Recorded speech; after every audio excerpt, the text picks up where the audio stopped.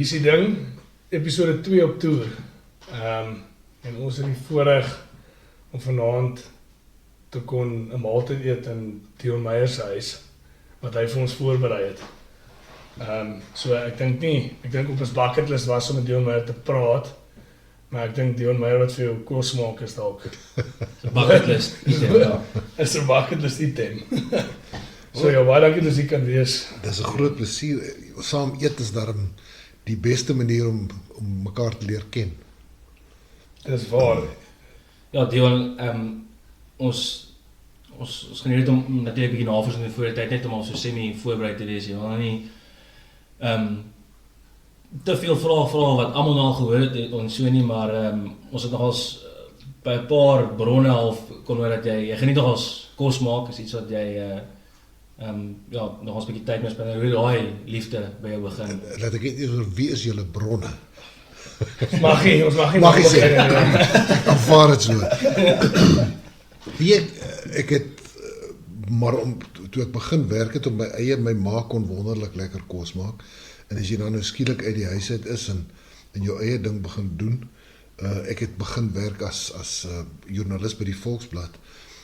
So die salaris was nie baie hoog nie en dan moet 'n mens, jy kan nie elke dag uit eet of wegneem kos neem nie. Toe moes ek vir myself begin kos maak en my eerste pogings was tragies geweest. En so selfsmatig het ek myself probeer leer. Maar ek het eers regtig, jy weet, dan is 'n mens getroud en julle maak saam kos, maar toe in 1996, toe is ek enkel ouer met 2 kinders in my sorg, en dan moet jy vir die kinders elke dag kos maak. En ek dink dis waar ek regtig geleer het. Dan moet jy toespits, dan moet jy navorsing doen, jou resepte. Ek onthou nog, ek het na die tyd 3 of 4 resepteboeke nog, Huisgenoot se Wenresepte 1. Dit was 'n staatmaker geweest. En so dit maar begin, jy weet, en ek dink, daar's nogal vir my 'n groot verband tussen skryf en kos maak. Dis baie dieselfde ding, wat jy maak dit, of jy doen dit, sodat jy vir iemand iets kan gee wat genotvol is. En net so skryf is kos maak ook. Hoe meer jy dit doen, hoe meer leer jy, hoe meer selfvertroue kry jy om nog goeders te probeer, en uiteindelik dan word dit 'n passie, en dan geniet 'n mens dit baie.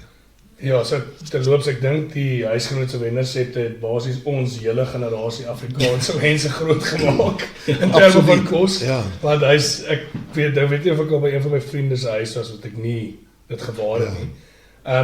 Daar's ook gerugte dat ons gehoor het dat jy baie liefs Italiaanse kos maak. Ja. En dat Italië half sê maar groot rol in jou lewe speel. Ja. Is daar enige waarheid aan hierdie? Dis absoluut waar. Ons oudste dogter Lida is getroud met Stefano, 'n Italianer, en hulle het 'n paar jaar hier gebly, en toe het hulle nou Italië toe getrek, en ons het ook nou ons eerste kleinkind, wat 'n Italianertjie is, wat vlot Afrikaans en Italiaans kan praat. Hy is nou 3 jaar oud. Dis uniek. Ja, dit is nogal uniek. Weet jy, dit is vir ons pragtig as ons daar by hulle is. Dan sit hy met sy ma en met ons Afrikaans en praat, dan draai hy sy pa toe en dan slaan hy vlot oor in Italiaans. En as ons moet hom gaan stap, ek in Marianne, en daar's Italianers wat met ons praat, dan tolk die 3-jarige ouetjie vir ons wat die Italianers sê. Dit is verstommend. Maar ja. Toe net voor hy gebore is, toe Lida laat weet dat sy swanger is, toe sê hulle ook, daar is, hulle bly in 'n klein dorpie, so 45 minute buite Rome in die Sabijnse heuwels, verskriklike mooi area, en hulle laat weet toe dat daar's 'n woonstelletjie in die, dis een van die dorpies wat so gefortifiseer is met hierdie groot dik muur reg rondom, en by die agterste poort van die dorpie is daar 'n klein woonstelletjie wat spot goedkoop. Die tannie en die oom is ouer te huis toe en hulle kry nie 'n koop nie, want dis relatief klein of ons nie die plek wil koop nie. En toe het ons hom gekoop en reggemaak en toe het ons daar gaan bly, weet, vir 2 maande met sy geboorte, en ons gaan nogal gereeld terug ook. En as jy daar is, ek het so 'n app op my foon of op my iPad wat ek al die resepte in sit. Maar as jy in Italië kom met jou Suid-Afrikaanse resepte en jy kry omtrent geen van die bestanddele daar nie, dan besef jy Italië gaan nie verander nie, jy moet verander. En toe het ek begin om te kyk wat daar is, en ek het eintlik Italiaanse kookkuns ontdek, want die pasta wat ons hier eet is nie Italiaanse pasta nie. Ons pasta geregte is gewoonlik hibride of jy weet goed wat baie verander is. Maar die regte Italiaanse, die tradisionele Italiaanse pasta geregte was vir my net wonderlik om te leer maak. En dit was 'n heerlike reis geweet en ek is nog steeds besig daarmee want dit is so 'n wye cuisine dat ek leer nog elke keer iets nuuts. Ek probeer ook elke keer as ons gaan probeer ek iets heeltemal nuut maak. Maar dit is vir my heerlik. En jou ervaring met Italianers, ek het baie gehoor, is 'n interessante nasie om met probeer oor die weg mee kom. Veral omdat hulle nie vreeslik Engels gesels, so daar's nou nie regtig ware 'n koneksiepunt vir ons. Ja, veral op die platteland praat hulle glad nie Engels. Nee. Maar ek is mal oor hulle as mense, vir al die plattelanders, hulle is baie soos ons boere mense. Jy weet, as jy daar kom, hulle is altyd verwelkomend en altyd bereid om te gesels en op 'n manier, jy weet, ons het met loodgieters en elektriesiëns en bouers en messelaars gewerk met die regmaak van die woonstel.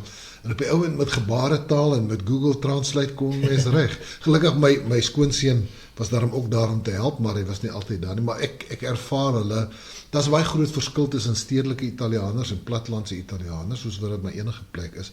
Maar my ervaring van hulle is baie positief. Ja, en een van die ander interessante goedjies wat ek of ons gehoor het, is dat toe julle nou hierdie plek koop en dit regmaak, het daar 'n bietjie historiese oorblyfsels in die mure agtergebly. Ja. So ons is baie gretig om meer detail oor dit te kry, want julle sit dalk op iets, op 'n paar goeders daar wat julle nie weet wat dit is en waar nee, kom nie. Ek dink ons weet wat dit is. Toe ons die kombuis, dis net twee sulke lang vertrekke, die een is die kombuis eetkamertjie en dan die badkamer heel agter. En toe ons die pleister afhaal van die mure af, maar Stefano, my skoonseun, het vir my vertel dat in die middeleeue, want die dorpie is gebou hier in die 1300s, 1400s. En die Italianers van daai era, van die sogenaamde donker middeleeue, het nie die waarde van die ou Romeinse standbeelde en goed besef nie, en baie van die goeders is bloot verwoes.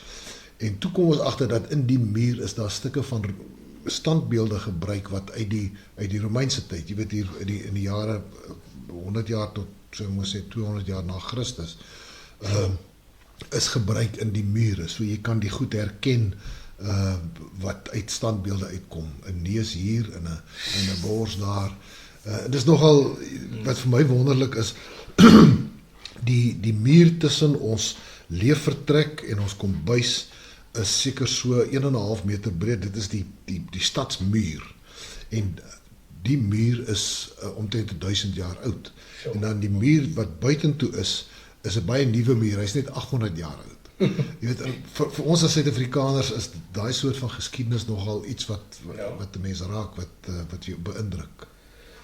Met mure vol standbeelde, voel julle nie soms dat, ek weet nie hoe julle voel oor spooke nie, maar voel julle nie soms dat julle dalk 'n plek het wat bietjie spook of so nie?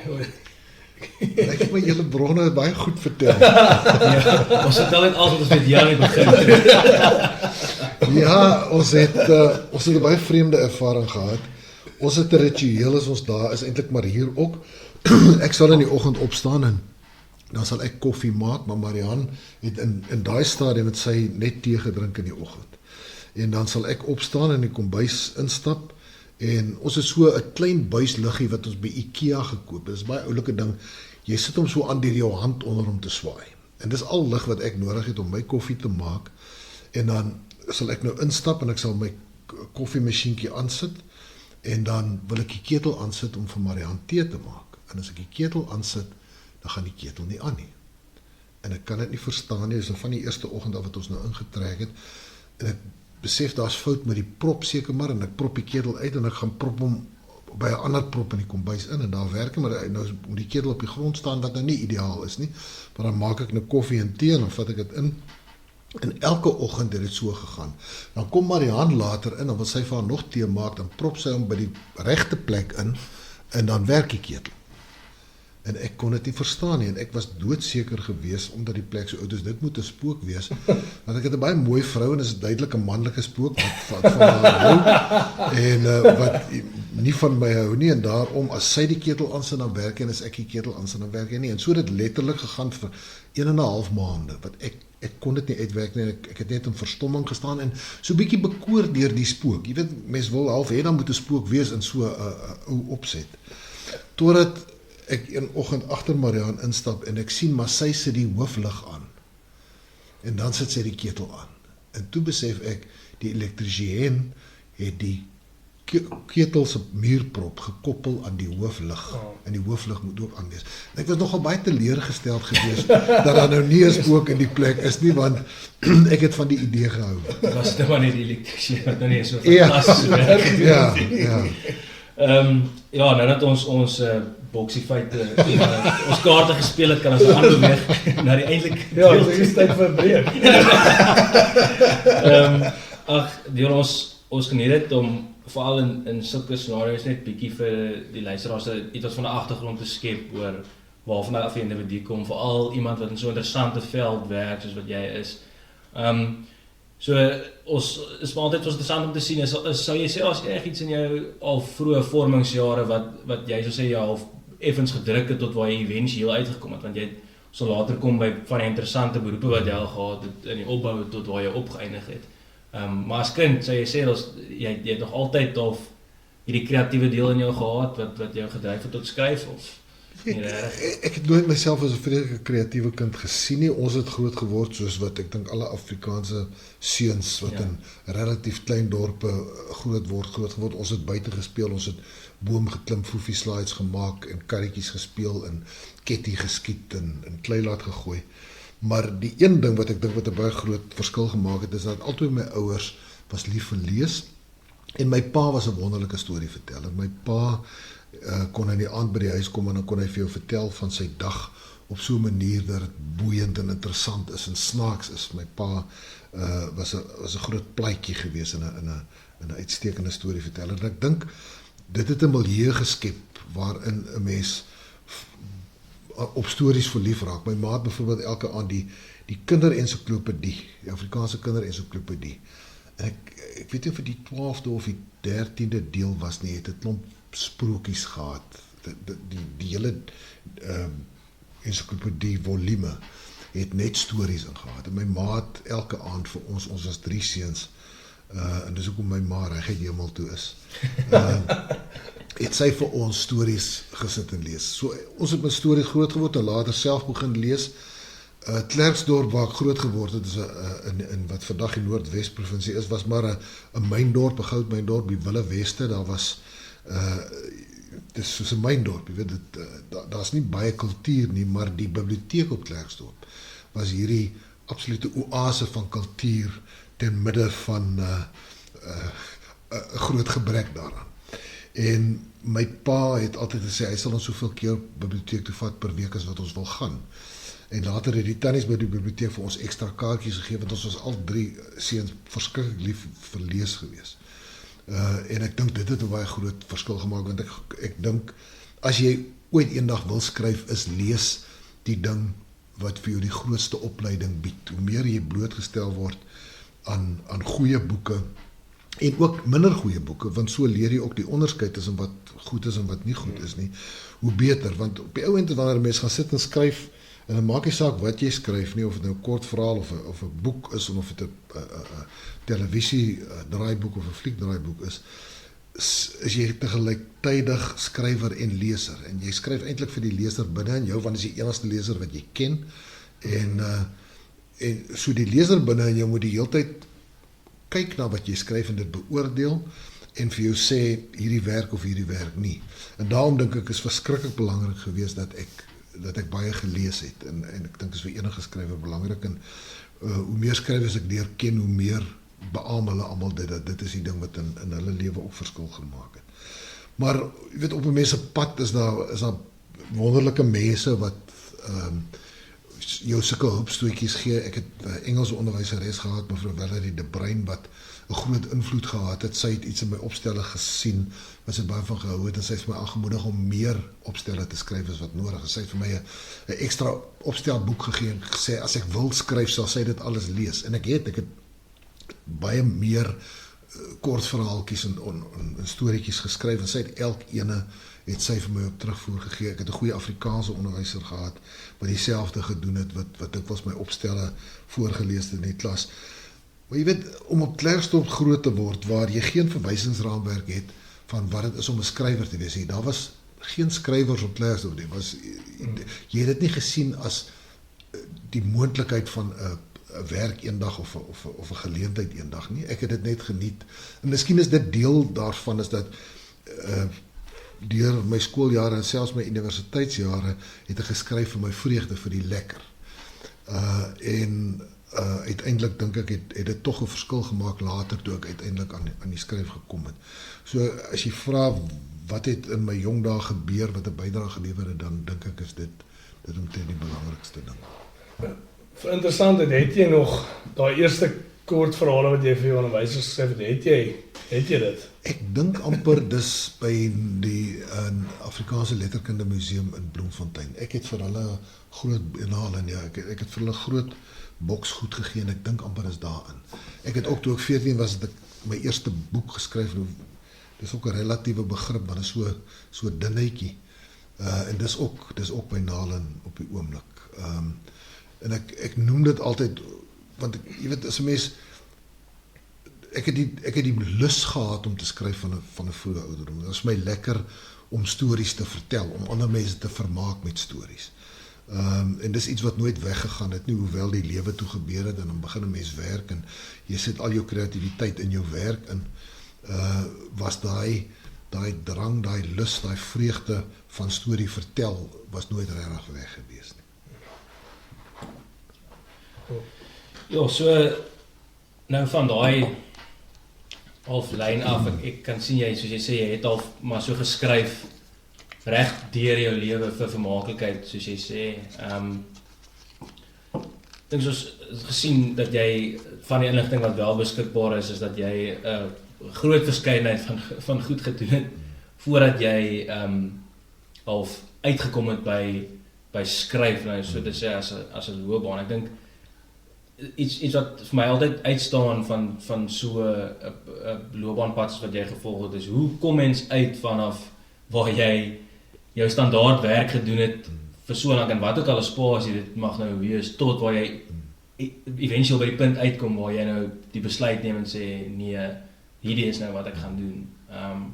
Weet jy of jy ook net vir 'n bietjie agtergrond gee oor daai spasie van jou lewe en waar jy al begin het in jou werkslewe en toe aanbeweeg het van af? Ja, baie van die goed het toevallig gebeur. Ek het onderwys gaan swat want ons het nie geld gehad om universiteit toe mee te gaan nie, so ek moes kyk wat se beurse ek kon kry, en 'n onderwysbeurs was die een wat ek gekry het. En toe ek in my 3de jaar, ek en Teens Elof was saam destyds by ek het op Potch voorgraads geswat, en ons het saam gehelp swart leerlinge om matriek te maak.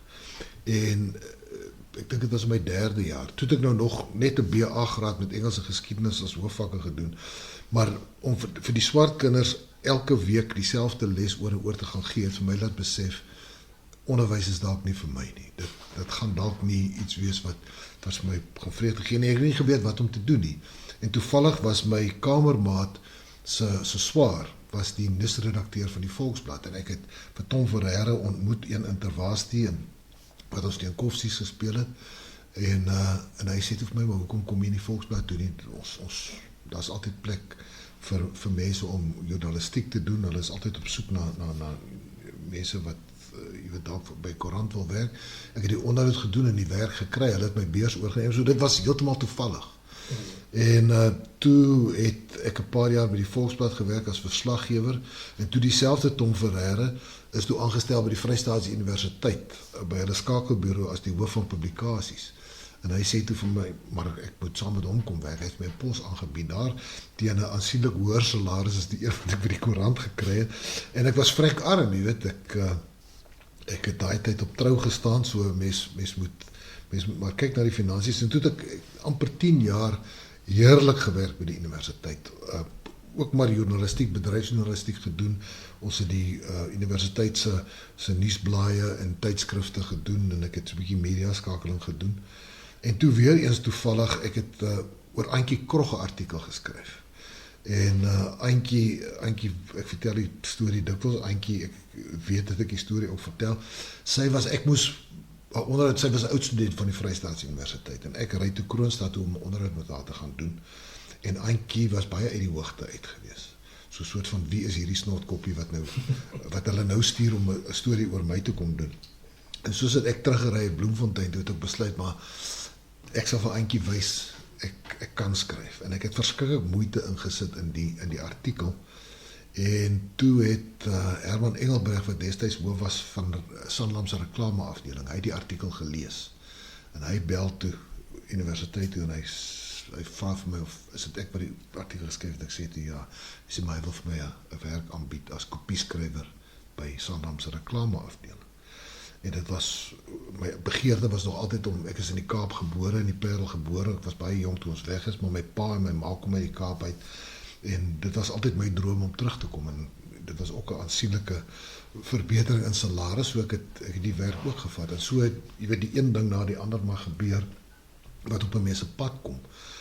By Sanlam se reklameafdeling het ek vir die eerste keer moes fiksie op 'n manier skryf, toe ek 'n televisiereeksie vir Ontbyt TV van destyds moes doen, nogal oor finansiële produkte vir boere, en ek het so 'n klein, sulke mini-dramaatjies geskryf, en vir die eerste keer weer herontdek hoe lekker dit is om stories te vertel, jy weet, om fiksie te skryf. En toe het ek eers en toe was ek 4:35, en toe het ek vir die eerste keer weer dit oorweeg, en ek wou ook, toe het ek begin kortverhale skryf, want ek het ook extra geld, ek was toe enkel ouer gewees, enkel broodwinner, om net extra geld te verdien, so het ek begin kortverhale skryf, en later my eerste boek geskryf, en gehoop dat dit gepubliseer sal word. So dit was alles hierdie toevallighede wat op 'n ou se pad kom. Dit was nooit my droom nie, dit was nooit my plan gewees nie, en toe het ek maar net vir die hele klomp jare, ek dink vir iets soos 12, 14 jaar het ek deeltyds geskryf, voordat ek groot genoeg neseier gehad het, en genoeg buitelandse uitgewers gehad het, om te kan bekostig om deeltyds te skryf. En daai hele proses van uitgewers kry, en kan half sê, dis amper soos dit klink vir my soos half, jy het jou skryfwerk moes jy as 'n besigheid op die been bring, totdat dit half 'n masjien is wat self aanrol, en jy voltyds kan doen. Daai proses van uitgewers kry, en so, was dit ooit half het jy mismoedig geraak, en het sukkel gegaan, of het jy 'n boek geskryf, en 'n uitgewer gekry, en die tweede boek het weer beter gedoen, en so geklim, of was dit 'n tawe proses om te kom waar jy nou is, soos om hierdie hele ding van die been af te kry, of? Dit was 'n tawwe proses. Ek het begin skryf hier, en vir my sal dit altyd interessant wees. Daar was in die laaste klompie jare, kom ons sê die laaste 15 jaar van apartheid, was daar eintlik geen speurfiksie, misdaadfiksie nie, en baie min Afrikaanse spanningsfiksie. En ek het al dikwels gewonder daaroor, en ek dink een van die redes is dat in 'n politieke situasie soos wat apartheid was, is dit baie moeilik om die polisieman as 'n held te hê, want hy is die verteenwoordiger van die staat, maar die staat is nie 'n legitieme staat nie, so dit maak dit baie ingewikkeld, en dis asof 92 en FW se toespraak in die parlement in 92 vir my op 'n manier losgemaak het om te kan uiteindelik skryf wat ek wil skryf, maar dis ook net 'n deel van die waarheid. Dit was ook redelik toevallig dat ek uiteindelik in daai stadium besluit het om vir die eerste keer van 'n klomp, nadat ek seker 20, 30 kortverhale gepubliseer het, die eerste keer 'n boek te wil skryf, maar dit was met groot verligting dat ek besef het dat 'n mens kan in die nuwe milieu kan 'n mens speur of spanningsfiksie skryf. Ek het dit weggestuur vir die uitgewer, destyds vir Tafelberg Uitgewers, en ek dink dit was so half die eerste Afrikaanse speurroman wat hulle in 'n baie lang tyd gekry het, en ek dink nie hulle het regtig geweet wat om daarmee te doen nie. Daar was ook Albie Grobbelaar het so vroeër die jaar het hy in die Burger geskryf uit daai tyd het hy gesê in daai jare was misdaadfiksie gesien as baie minderwaardig. Jy weet goeie Afrikaanse mense lees nie sulke snert nie. So en daarbey was by Tafelberg destyds was daar ook half 'n siening dink ek dat ons moet daarom vir ons intelligente lesers sê hierdie is nie vir hulle bedoel nie, hierdie is 'n bietjie common. So hulle het die boek my werkstitel was Icarus, hulle het gesê een woordtitels werk nie in Afrikaans nie. Wat en hulle het die titel gemaak Wie met vuur speel en hulle het die boek gepubliseer met 'n baie platvloerse omslag. Jy weet so sulke sketse van so 'n sensuele vrou en sportmotor en sulke goed. Asof hulle wou sê, jy weet, as jy hierdie boek sien, moet jy weet wat dit min of meer is. En die boek het ook bitter min verkoop. Om die waarheid te sê, Tafelberg het my 'n brief gestuur en gesê, luister jong, ek dink hulle het 1200 gedruk. Ons het net 800 verkoop. Ons gaan die res verpulp en ons stel nie belang in nog 'n boek van jou nie. Jy kan soveel van hierdie koop as wat jy wil teen R1 stuk. Toe het ek dadelik 20 bestel want ek het gedink dit is die laaste boek wat ek in my lewe gaan publiseer. En ek wil daarom eendag vir my kleinkinders kan wys dat oupa het een boek geskryf. Maar teen die tyd wat dit alles gebeur het ek al 'n tweede boek klaar gehad. En dit is een van die wonderlike dinge, jy weet baie mense dink skryf is 'n eensame ding, maar jy is so afhanklik van ander mense en jy is so daar's soveel mense wat in my lewe 'n groot verskil gemaak het. En Frederik die Jager wat by Tafelberg was, het my tweede manuskrip gesien en hy is toe weg na Kwellerie Uitgewers toe en hy en Etienne Bloemhof wat vandag nog my redakteur is, hulle het gesê hulle wil dit uitgee by Kwellerie. En die boek se naam was Phoenix en hy het uitgekom en hy het baie meer soos 'n spanningsroman gelyk. Ek dink Kwellerie, Frederik en Etienne het baie meer geweet wat hulle doen. En toe raak ek baie gelukkig. Toe het 'n man met naam van Dani van Niekerk wat 'n voormalige hoof uitvoerende beampte van Tafelberg was, hy was in daai stadium al afgetree. Hy het die boek gelees. En sy dogter is Isabel Dixon wat toe 'n jong agent in Londen, literêre agent in Londen is. En sy kan Afrikaans uiteraard lees want sy kom hier uit die Karoo uit. En hy bel vir my en hy vra vir my, sal ek omgee as hy die boek vir Isabel stuur want hy dink dis nogal iets wat weier kan werk as net Suid-Afrika.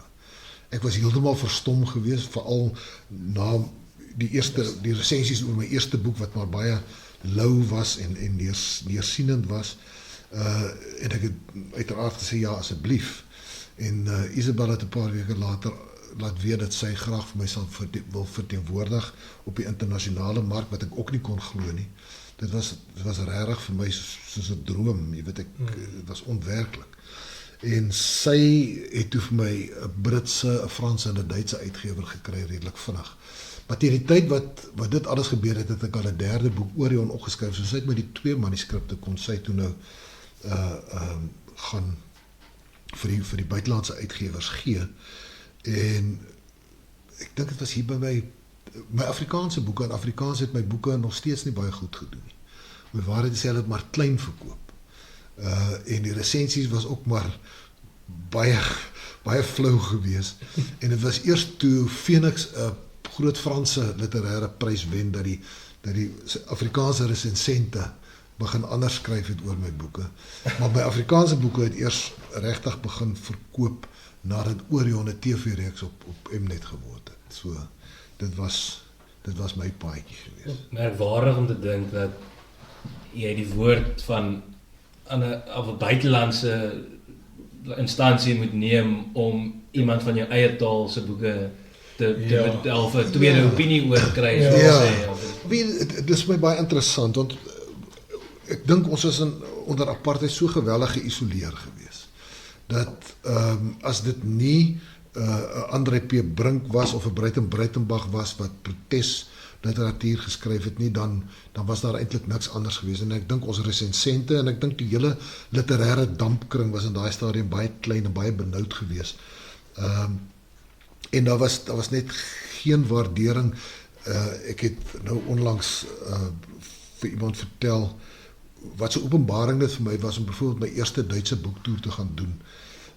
En te ontdek dat byvoorbeeld speurromans, misdaadfiksie in Duitsland is geweldig groot.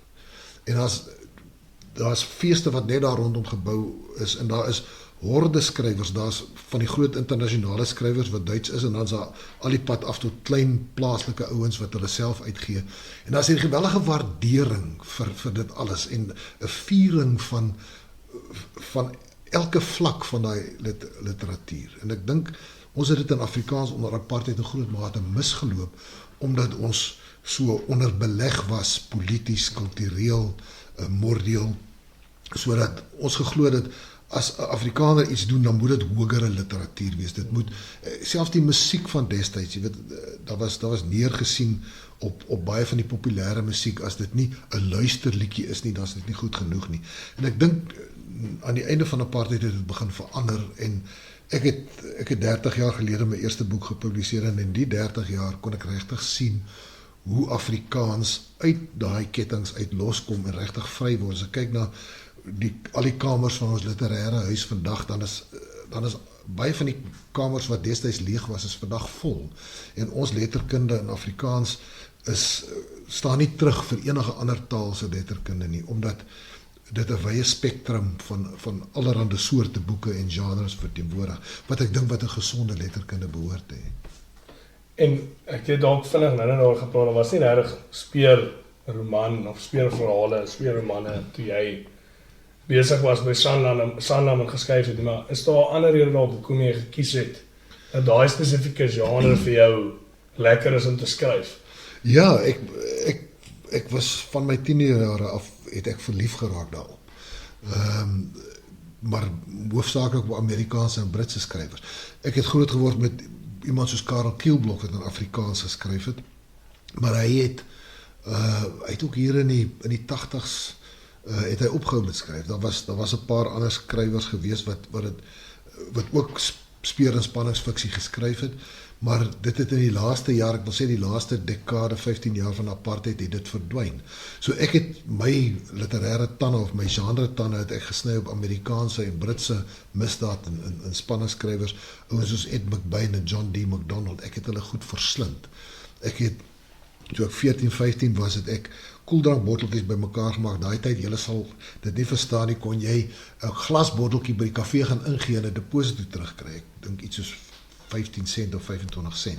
En ek het dit gedoen, en ek het my pa se neef het met grondbone geboer daar by Mafeking, en dan bring hy vir ons grondbone, dan loop ek deur tot deur met sulke klein sakkies grondbone wat ek verkoop, sodat ek genoeg geld het om te gaan boeke koop by Don's Book Exchange, wat 'n tweedehandse boekwinkel in Tersdorp was.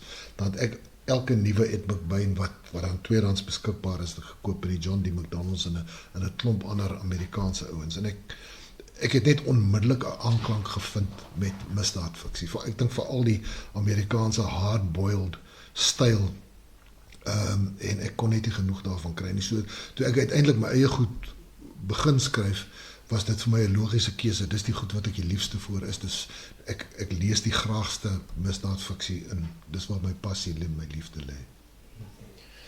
So jy het nou al so 'n bietjie geraak aan hoe die hele ding begin het, en hoe was dit gewees toe jy al uitkom en toe jy half nou daai sukses begin behaal het met die oorseese publikasies, en nou toe begin het in Suid-Afrika, was daar al 'n oomblik wat jy gedink het, ja, hier is dit ewe skielik 'n loopbaan, of het dit maar stelselmatig tot die besef gekom dat dis iets wat jy nou dalk behoorlik moet najaag en as 'n loopbaan aansien? Dit het baie stelselmatig gekom. Jy weet, in elke nuwe taal wat jy gepubliseer word, is jy totaal al onbekend. Ja. So jou eerste boek se verkope is maar altyd klein. Maak nie saak hoeveel moeite die uitgewer doen in terme van publisiteit en bemarking nie. Lesers, ek is self 'n leser, en as ek 'n debuutwerk iewers sien teenoor 'n skrywer wat 10 titels op die rak het, dan is, jy weet, jy vertrou die ou wat meer titels op die rak het. So ek moes in elkeen van die lande waar ek gepubliseer word, moes ek my handelsmerk bou, boek vir boek en leser vir leser. So dit het maar tyd gevat. En in Frankryk het dit en in Duitsland het dit redelik gou, redelik goed begin gaan, maar nog steeds nie so dat ek gedink het, eers nou kan ek ophou my dagjob los nie. Dit was maar baie lank. Die ander probleem natuurlik is dat ek dink as mens in enige sfeer van die kunste werk, is dat jy's net so goed soos jou laaste boek. En daar is altyd die moontlikheid dat jou volgende ene dalk 'n totale mislukking gaan wees. Ek dink die meeste skrywers glo dat jy een of ander tyd 'n mislukking gaan hê, want ek dink ons almal kan nie glo hoe gelukkig ons raak deur mense wat ons boeke lees nie. So, dis die een ding is dat jy moet 'n lang pad loop voor jy daar kom waar jy begin vertrou, jou eie kreatiewe proses vertrou, jou eie oordeel vertrou. En die ander ding is, as skrywer word jy net 2 keer per jaar betaal wanneer jy tantieme kry. En jy weet nooit hoeveel dit gaan wees nie. So ek moes baie seker maak, daar was 'n stadium gewees, ek kan nou nie die jaartal onthou nie, maar kom ons sê hier in die 2008, 2009 wat ek begin dink het, dit is moontlik. En ek sou 10 al kon, maar ek was so bevange bang geweest dat iets kan gebeur, dat ek eers 'n baie stewige neseier opgebou het, toe ek genoeg geld in die bank gehad het, toe dink ek, as ek nou 'n mislukking het, sal ek dan vir 'n jaar of 2 nog okay wees. En toe het ek die sprong gemaak. Ek het in daai stadium gekonsulteer vir BMW motorfietsse, wat 'n fantastiese werk was, want ek het eintlik maar vir 60% van die jaar motorfiets gery. Deur die hele Sub-Sahara Afrika, ons het in Duitsland en Amerika gery. So dit was nogal 'n moeilike ding om ook op te gee, maar ek het net besef dat die boektoere en die verantwoordelikhede teenoor my uitgewers oor see, bemarkingstoere en optredes, en dan nog die skryfwerk self net te veel geraak het. Toe het ons ook begin TV-reekse maak, wat ook nog tyd gevat het, en toe het ek besef, ek sal moet die keuse maak, al wil ek nog nie. So jy moes basies jou droomwerk los om Jy droom een skrywer, Ja, om een skrywer te wees. Ja. Die motorfietsrywer. Ja, dit was, want ek was ewe lief vir al twee. Dit was al twee vir my fantasties gewees om te doen. Dit is interessant, dit is heel wat later as wat ek gedink het, Ja. jy die skuif gemaak het. Ek het nie besef dat dit eintlik so of ver af van die pad was. Ja, ek moet sê, ek dink ek was al vroeër, miskien 4 jaar voor ek die sprong gemaak het, was ek al reg. My pad met BMW was 'n baie interessante een gewees. Ek het destyds in die internet begin werk en sekere teorieë gehad, en ek het 'n BMW webwerf begin vir BMW motorfiets, omdat daar nie so iets in Suid-Afrika was nie. En dit het my toe later so besig gehou dat ek dit vir BMW wou gaan gee het. En toe die destydse hoof van BMW, Pieter de Waal, vir my gesê, maar kom werk vir my, kom konsulteer vir my, want ons het nogal 'n soortgelyke siening gehad van, dat jy verkoop eintlik nie 'n motorfiets, jy verkoop eintlik 'n leefstyl. En so het ek toe nou, en toe sê ek van goed, ek sal vir hom 1 jaar help, en dan wil ek voltyds skryf. En toe, na die einde van die jaar, sê my, kom ons doen nog 1 jaar, en so het op die ou en, ek dink 5,5 jaar geword voor ek. So ek was eintlik al reg gewees, maar jy weet, dis moeilike keuses om te maak as mense dit geniet. Dat is maar waarig hoe jou loopbaan eintlik so gevloei het, alles het nog steeds die skryfwerk of so implementeer in jou daaglikse werk wat jy gedoen het, en wat nou nog half hand aan hand gegaan het met wat jy op daai stadium in jou vrye tyd so te sê gedoen het. Alles eintlik so half mooi uitgewerk soos dit moes, as jy nou so kyk. Ja, weet jy, dis nogal, ek het nog nooit in my lewe 'n 5 jaar plan of 'n 10 jaar plan gehad nie. Ek het nog altyd geglo, as jy iets doen wat jy baie van hou, en jy doen dit na die beste vermoë, en jy werk verskriklik hard daaraan, dan sal goeders gebeur. En dit het. Jy het nou vinnig geraak aan jou kreatiewe proses. Dis natuurlik iets wat ons in baie sal belangstel, om meer van te hoor. Hoe werk dit as jy begin met 'n idee vir 'n boek, of jy kry 'n idee en jy begin hom skryf? Hoe benader jy dit? Gee vir jouself tydlyne? Is daar spesifieke plekke waar jy skryf? Hoe dit verander oor die jare? Gee ons 'n bietjie meer agtergrond oor jou proses as 'n skrywer, as ek dit maar so kan stel.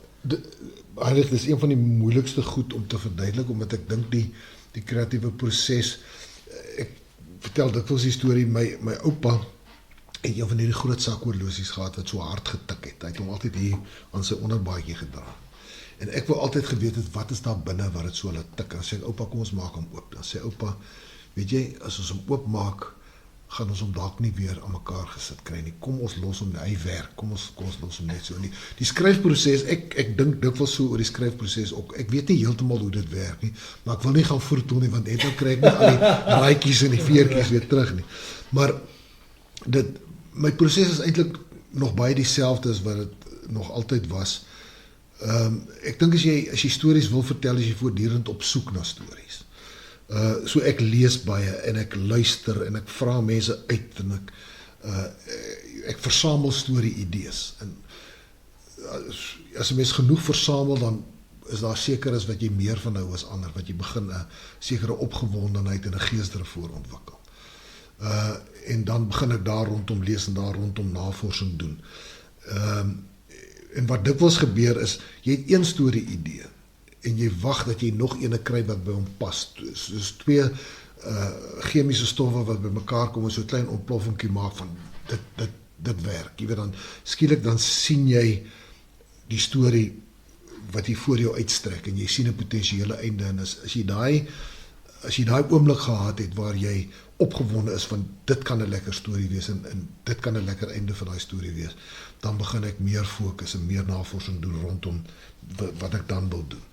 En dan is die navorsingsproses kan 2-3 maande vat voor ek regtig genoeg.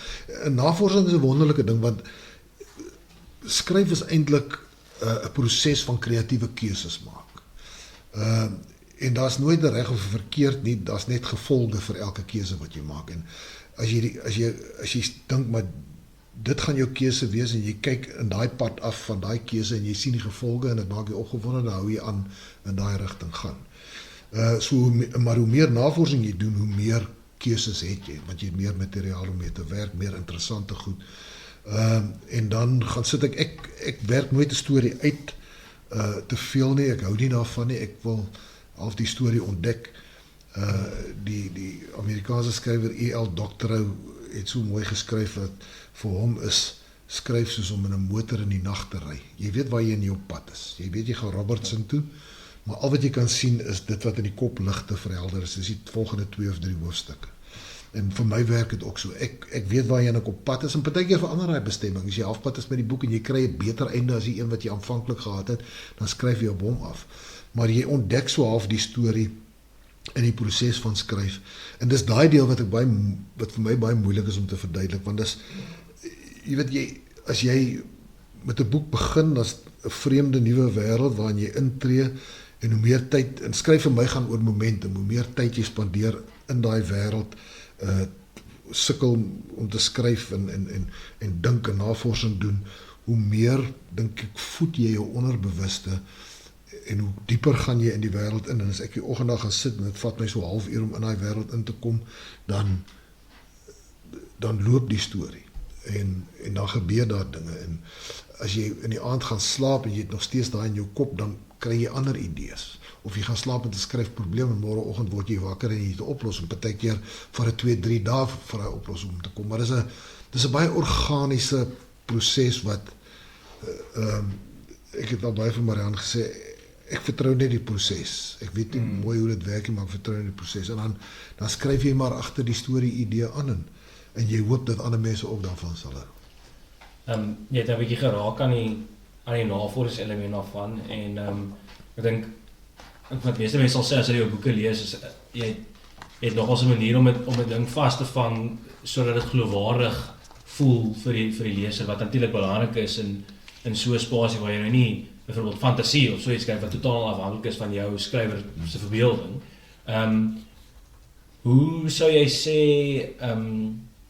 ek kan dink dat daai navorsingselement moes definitief 'n werk gevat het, want van die sê maar in 'n speer konteks waar jy binne of 'n goeie verstaan van die binnewerking moet hê van die polisie mag of iets soos dit. Hoe het jy te werk gegaan om seker te maak dat jy daai perfek reg kry dat dit half geloofwaardig is vir jou? Ek kry dit nie altyd perfek reg. Daar's baie dinge wat 'n mens daaroor kan sê. Jy weet die verskil tussen fiksie en nie fiksie is dat fiksie moet net geloofwaardig wees. dit moet nie die tekstuur van die waarheid wees, maar dit is nooit heeltemal realiteit nie. Byvoorbeeld, al die speurders met wie ek al in my lewe gesels het ter navorsing sal sê dat dit wat mense op televisie sien van speurders is glad nie hoe hulle werk is nie. Daar's ure en ure van voor 'n hofsaal sit en wag om te gaan getuig. Daar's baie administrasie wat gedoen moet word. Daar's baie keer sake wat net nêrens heen gaan nie. En om dit realisties weer te gee, gaan maak dat die boek baie vervelig en stadig is. Of lank. Ja, So, 'n mens doen genoeg navorsing om daai tekstuur van waarheid te skep. Maar ook om te, jy weet, byvoorbeeld as Benny Griesel, as ek weet hoe werk die polisie se wapendatabasis, dan gee dit vir my sekere materiaal wat ek in die saak wat Benny moet ondersoek kan gebruik. Maar byvoorbeeld DNS-toetse vat maande in die regte lewe, maar in Benny se lewe is dit maar net so. Dit kom dalk. Ja. So, maar ek moet weet hoe dit werk. Ek moet weet hoe die DNS-toetse werk. Ek moet weet hoe lyk 'n steekmond wat met 'n mes toegedien is, ensovoorts. Maar jy gebruik baie min daarvan, want op die ou end moet die storie 'n sekere tempo hê en die spanningslyn moet gehou word. So die navorsing doen 'n mens. Ek moet die storie vertel, my heel eerste boek, die ene met die Common Voorblad, het ek 'n toneel geskryf waar 'n man en 'n vrou wit wyn drink, en ek skryf toe, ek kan nie onthou watter kelder ek genoem het, en toe kry ek 'n kwaai brief van 'n oom wat sê, jou idioot, daai kelder maak nie wit wyn. So, toe ek jy weet, dit is nie lekker om 'n idioot genoem te word nie, en ek het besluit, ek sal my feite van daar regkry, want ek dink, as ek ook 'n boek lees, en ek lees iets wat ek besef, wat heeltemal 'n mistasting van die waarheid is, dan verloor mense so 'n bietjie vertroue in die skrywer, so ek probeer om, wat dit betref, die skrywer, die leser te respekteer, deur my huiswerk te gaan doen. Ek wonder of dit is hoekom jy vandag nou nie so groot wyndrinker is, dan raai ek ervaring wat jy gehad het. Ja, dit het my geskenk vir die res van my lewe. Ja, dis hoe vinnig geraak aan Benny. En iets wat ek al ander skrywers sien sê het, is dat as jy 'n karakter skep van so 'n aard wat daarvoor opvolgkarakter is, dat jy in meer as een werk inbring, dan daai karakter beteken al vir jou iets. Nou dit mag dalk nou, dit is dalk 'n snaakse vraag, maar wat Benny Griesel as 'n karakter, wat beteken hy vir jou? Dink jy aan Benny en sy volgende, konstant aan Benny en sy volgende? Ja, absoluut.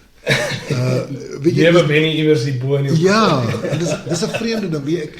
My teorie is dat ek dink nie 'n mens se brein kan altyd onderskei tussen die werklikheid en ek spandeer 60% van my dag met mense wat nie bestaan nie. Ek skryf oor Benny en Von en die wêreld waarin hulle leef, en ek dink tog 'n mens se brein assosieer dit, dis nog iemand wat jy ken. So Benny is vir my half soos 'n familielid. Hy voel vir my soos die broer in die swart skaap van die familie, en ek bekommer oor hom. Ek sal dikwels, as ek klaar 'n boek geskryf het, en so 'n maand of 2 daarna, dan sal ek wonder, maar hoe gaan dit nou met Benny? Jy weet, en ek het hom ook al so deur allerlei fases van sy lewe geneem. Hy het nou in die laaste boek is hy nou getroud, en ek wonder nou al vir maande, hoe gaan dit met Benny in die getroude lewe? En wat lekker is dat wanneer mense daaroor begin wonder, dan begin jy nuwe storie-idees kry vir die volgende ene, want dan begin jy speel met idees van, sê maar, dit gaan nie so goed nie. Wat se invloed gaan dit hê op sy werk, en moet 'n mens dit inbring in die ek sê nie dit gaan nie goed nie, ek noem dit maar net as voorbeeld. Niks weggee nie. Ja. Jy het vroeër het jy iets genoem wat vinnig als merkwaardig is, want ons het daar gepraat, toe ons so net 'n bietjie voorberei het, toe jy genoem het van of die impak wat iets soos apartheid gehad het op net die milieu van skrywers en hoe hulle gedink het en wat hulle geskryf het in daai tyd. My vraag gaan nie spesifiek daar gaan nie, maar ek het my gewonder, vandat jy aktief begin skryf het en tot waar jy nou is, nog na apartheid, sou jy sê dat of die wêreld het natuurlik verander, maar is die tipe goed waaroor jy geskryf het en waar jy gevoel het jy kan skryf en waar jy moet skryf, het dit ook aansienlik verander soos wat die jare aangaan. Ek bedoel, ons kyk nou hier na al amper 30 jaar of so wat verloop het. So jy sê dit raak 'n uitdaging om by te bly in die tyd waar jy nou is, om seker maak dat jou boek relevant bly. Dit bly altyd 'n uitdaging en die aard van my stories het baie verander. Jy weet, in daai tyd van euforie na die einde van apartheid van 94 onder Madiba, was my misdaadfiksie baie tradisionele misdaadfiksie waar daar moord op 'n baie meer sosiale vlak gepleeg word en in die Zuma jare het my boeke al hoe meer misdade van die staat geword. Omdat ek heel wat navorsing doen destyds met die valke en nou ook met die spelers hier by Stellenbosch, die mate waarin hulle ly onder die swak bestuur van die polisie en die korrupsie binne die polisie, veral in die senior geleedere, het 'n invloed op hulle en ek moet ook eerlik wees in terme van waar my karakters is. So in daai opsig, as ek dink aan 'n boek wat ek geskryf het in die vroeë 2000s of die laat 90s en vandag, is daar 'n baie groot verskil. Wat geweldig interessant was, is dat deur daai hele periode het ek met dieselfde polisiemanne vir jare lank 'n verhouding opgebou en hoe hulle gekonfronteer is om skielik in 'n geïntegreerde polisiemag te werk, waar hulle met swart en bruin kollegas, of die bruin kollega wat skielik saam met swart en wit ouens moet werk. En wat 'n ongelooflike integrasieproses was, wat in 'n stadium baie suksesvol plaasgevind het. En toe, soos ek sê, onder die Zuma jare het daar nou baie agteruitgang gebeur en hoe hulle dit ook moes hanteer. So dit het 'n geweldige invloed. Jy kan nie 'n misdaadfiksie skryf in Suid-Afrika in ons politieke milieu en in die dampkring waarin polisiemense moet beweeg en dit nie in ag neem. Selfs iets soos beerdkrag wat 'n invloed het op polisiemense se werk, en mens moet dit ook inbring, want as jy 'n Afrikaanse of 'n Engelse Suid-Afrikaanse leser het, gaan hulle vir jou vra, maar waar is die beerdkrag of waar is die korrupsie, waar is die swak bestuur van die polisie? Ja, ek ook iets wat ek wel gewonder het, ek het vergeet om dit te noem is, maar ook is nou deur heel wat karakters natuurlik in jou loopbaan, en is daar van hulle wat gebaseer is op mense wat jy ken, of kry jy dit reg om totale fiktiewe persone in die lig uit te skryf? Een van die lekker dele van skryf is om karakters te skep van niets af. My filosofie was nog altyd dat die storie is alles. Die storie dikteer die karakters wat ek gebruik. Want hulle staan in diens van die storie. As jy die storie rondom net die karakter bou, dan is die storie nooit, dink ek, sterk genoeg nie. So die storie bepaal watter karakters ek skep vir die storie en hulle moet perfek by die storie pas. En ek skep hulle van niet af. En dis vir my baie lekker proses, daai hele idee om te dink, maar waar kom hulle vandaan? Wat is die sielkunde wat hulle gevorm het? Wat is die genetika wat hulle gevorm het om vir hulle die mens te maak wat ons vandag hier op die bladsy kry? Dis ook 'n proses wat, jy weet, jy 'n nuwe karakter skep, dis eers halfpad deur die boek wat jy daai karakter goed genoeg leer ken het.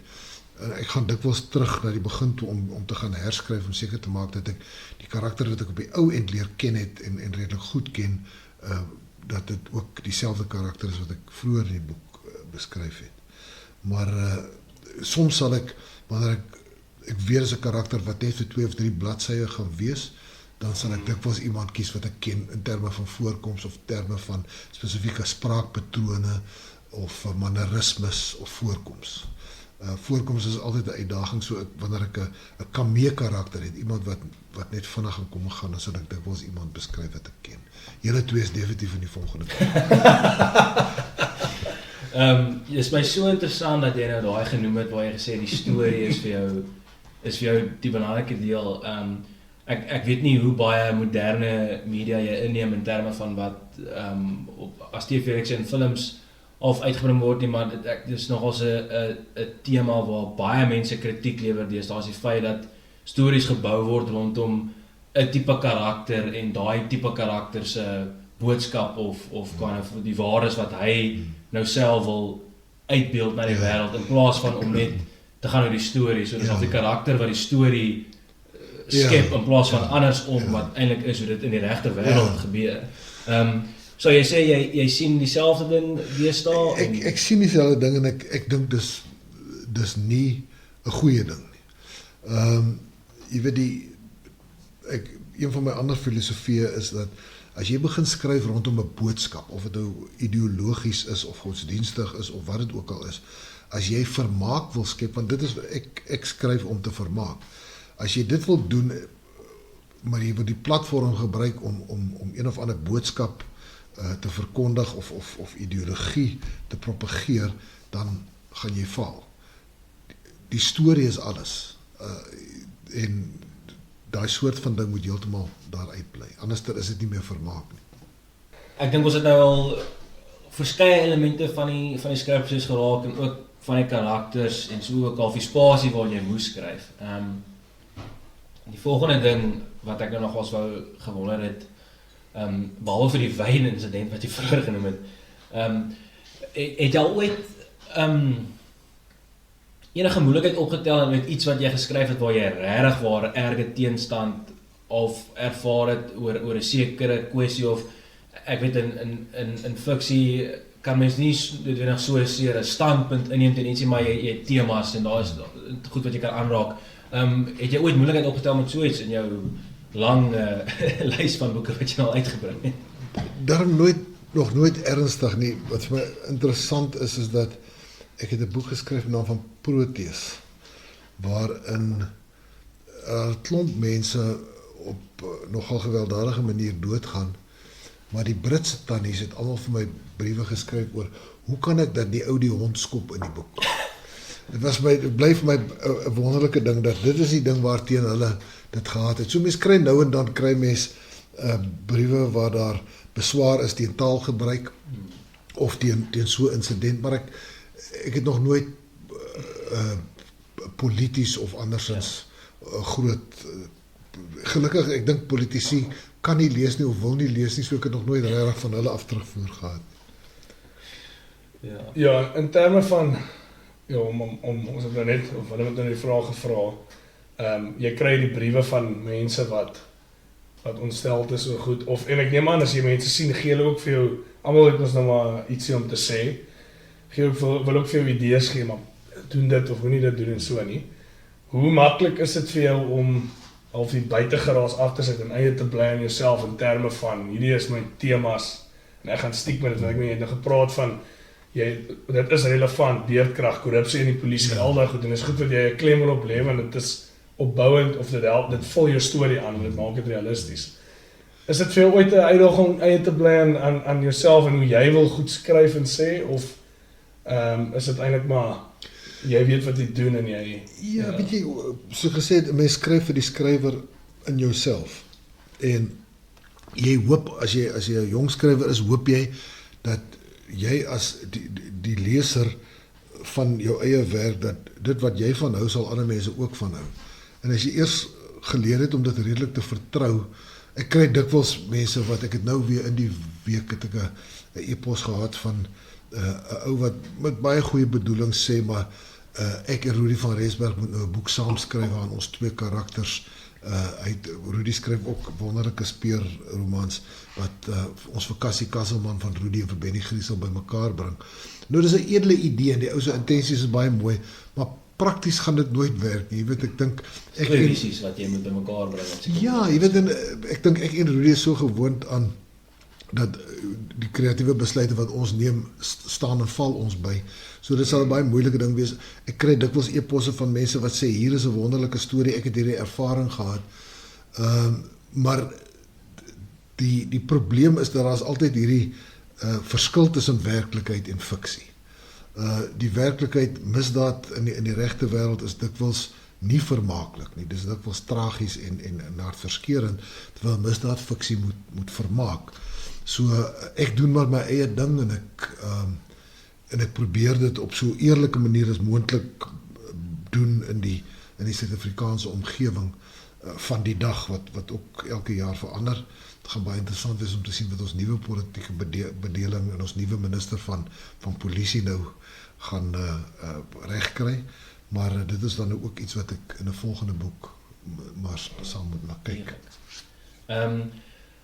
Ek en Hannie is nogals, musiek is iets wat ons in gemeenheid het, wat ons saam nogals geniet en ons lewe nogals baie kommentaar oor hoe individue of groepe hulself sal uitdaag om aan te om hulle musiek so te sê nie net te verbeter nie, maar om nuwe idees te probeer en half ander klanke mee te eksperimenteer.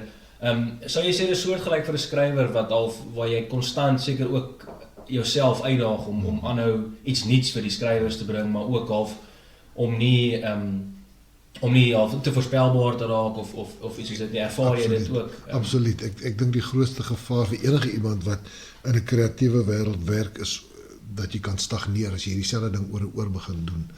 Die wonderlike ding van enige kreatiewe werk en veral van skryf is 'n lewenslange leerproses. Jy gaan nooit ophou met leer nie, want daar is nog so baie om te leer. As ek kyk na iemand soos J.M. Coetzee wat eintlik perfek skryf. Jy weet, as jy kyk na die struktuur van sy boeke, as jy kyk na sy sinstruktuur, hoe hy sy paragrawe saamstel, hoe sy taal gebruik, dan besef jy net, jy het nog so baie om te leer.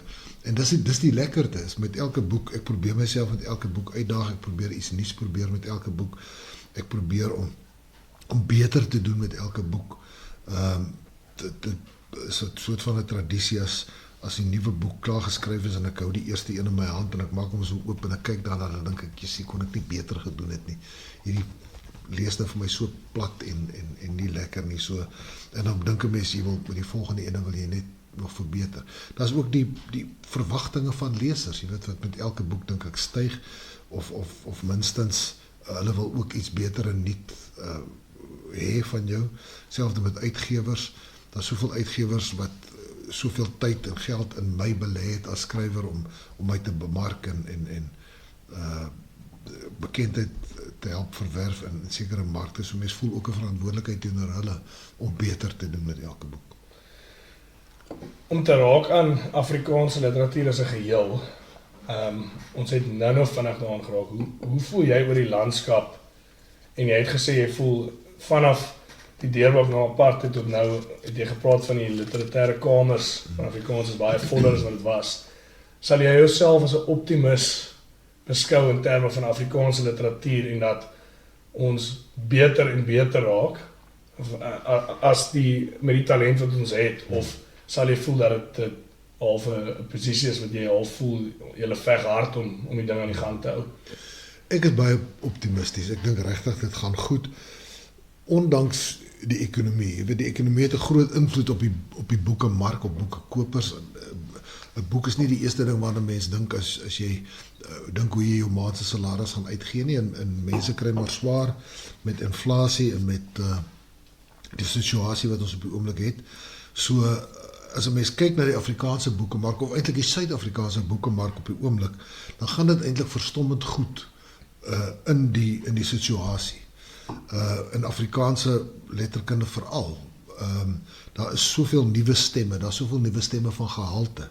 Uitgewers is bereid om oor 'n baie wye spektrum te publiseer, omdat lesers bereid is om oor 'n wye spektrum te koop en te probeer 'n nuwe skrywer te probeer.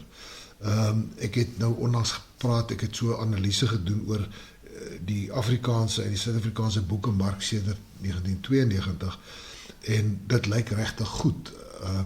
Mense praat dikwels byvoorbeeld dat boeke duur is, maar boeke is vandag in reële terme goedkoper as wat dit 30 jaar gelede was, as jy inflasie in berekening bring. Die styging van boekpryse is baie laer gewees as inflasie.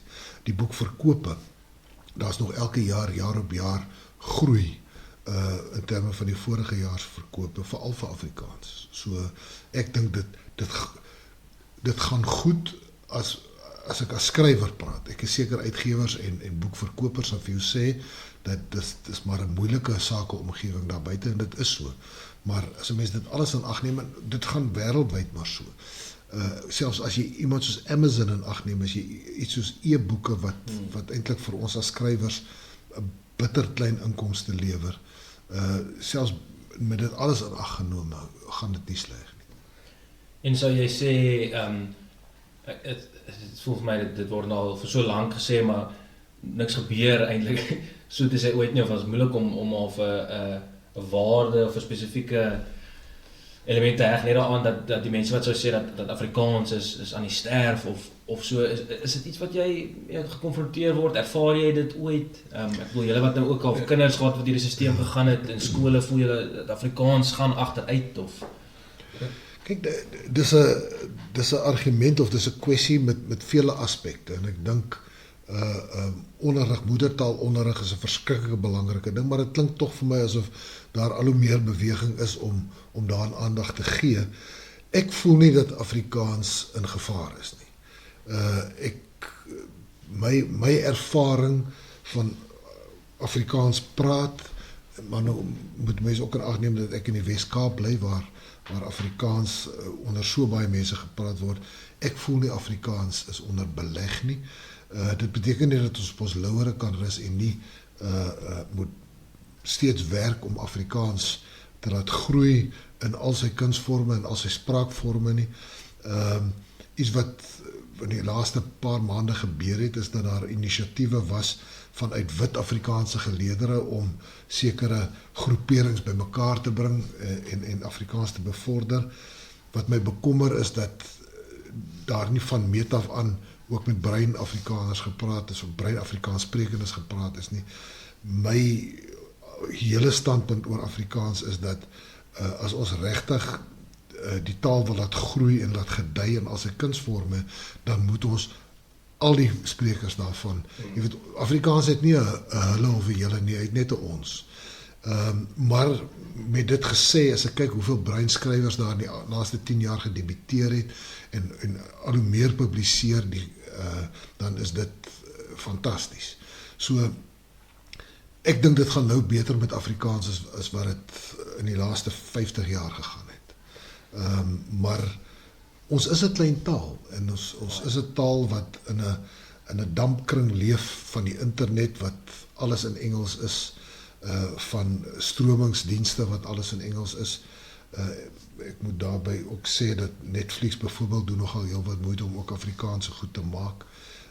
Ons het vir kyk net wat 'n goeie werk daar doen of baie hard probeer om Afrikaans ook op die manier te ondersteun. So ek is nie bekommerd nie. Ek is baie optimisties. Ek dink regtig Afrikaans lyk goed.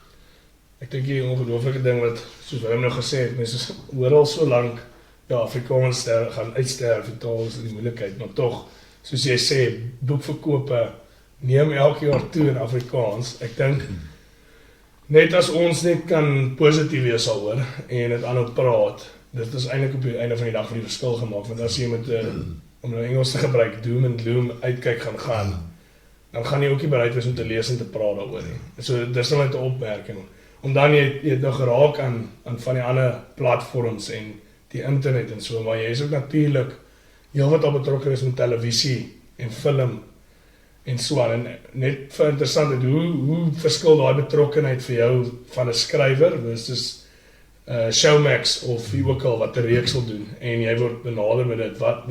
Hoe verskil jou rol by sulke tipe projekte? Daar's verskillende maniere hoe ek betrokke is. Soms byvoorbeeld soos met Devil's Peak het 'n Britse produksiemaatskappy die regte bekom en ek het geen betrokkenheid daarbey gehad nie. Hulle het al die besluite geneem. Nie eens op konsultasiebasis. Hulle het vir my die draaiboeke gegee om te lees, maar op die ou end het ek geen veto reg nie. Verstaan jy, ek het dit gelees en kennis geneem daarvan. Hulle het al die besluite geneem in terme daarvan, wat goed en reg is ook so, want hulle het die geld, die finansiering bekom of gegee. Dan is daar byvoorbeeld ander reekse, soos byvoorbeeld Trekkers, waarby ek betrokke was as deel van die skryfspanne, waar ek 'n baie groter sê gehad het. En dan iets soos Heart of the Hunter, wat op Netflix was, wat ek die hoofdraaiboekskrywer was, so ek het 'n baie groter sê gehad. So dit hang af hoe 'n mens betrokke is, en daar's meer as een manier om betrokke te wees. Dit bly 'n geweldige uitdaging en 'n baie interessante ervaring om jou werk of self aan te pas vir televisie of vir film, of dit te sien dat iemand anders dit aanpas. Een van die dinge wat ons byvoorbeeld op Heart of the Hunter gehad het, is dat die boek is 15 jaar oud. Nou toe mens die keuse, gaan jy 'n periodestuk doen wat 15 jaar terug se wêreld weerspieël wat heel wat duurder is om te doen, of gaan jy hom opdateer in vandag se lewe?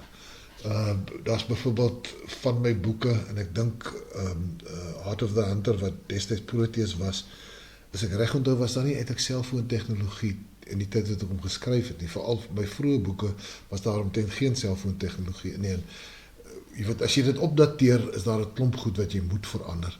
Lesers hou nie daarvan nie, maar my